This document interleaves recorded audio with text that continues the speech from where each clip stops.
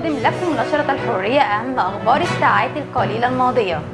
انتشر على التواصل الاجتماعي فيديو يوضح تعذيب مواطن مصري على يد كفيله الكويتي، حيث لا تعتبر هذه الحادثة الأولى من نوعها على المصريين بدول الخليج. وقد قام مواطن كويتي يدعى أبو عبد الله بتعذيب شاب مصري وتجريده من ملابسه ويطالبه بالاعتراف بواقعة السرقة.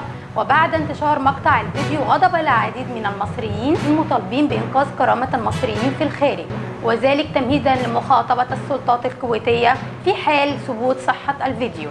وأيضا خلال الساعات القليلة الماضية نشبت مشاجرة بالأيدي بين كلا من المعلق الرياضي أحمد الطيب والإعلامي أحمد شوبير، بعد أن فقد شوبير السيطرة على أعصابه أثناء لقاء الاثنين مباشرة على الهواء ببرنامج 10 مساء باستوديو قناة دريم.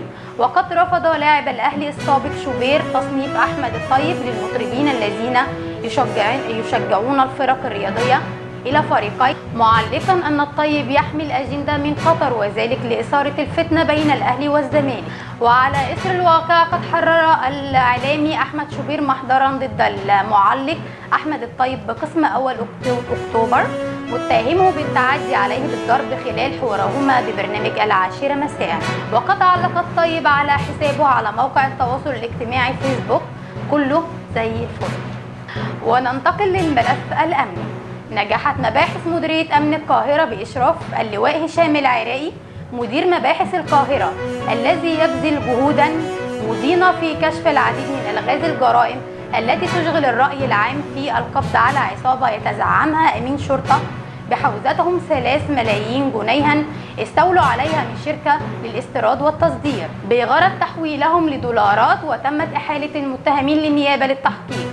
واعترف كل من حداد مسلح وسيدة وعاطل أمام اللواء هشام العراقي، والذي نجح بذكاء في فك ألغاز الواقعة من خلال خبرته وعمله المتفاني بالواقعة إلى التوصل أن وراءها أمين شرطة بمديرية أمن الجيزة.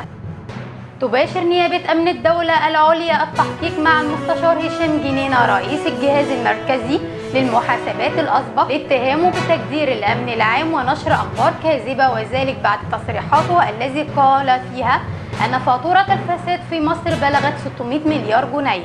وقد رفض المستشار جنينة قبل دخول النيابة التعليق حول التحقيقات معه، وقد سمحت قوات الأمن بمرافقة المحاميين معه أثناء التحقيق.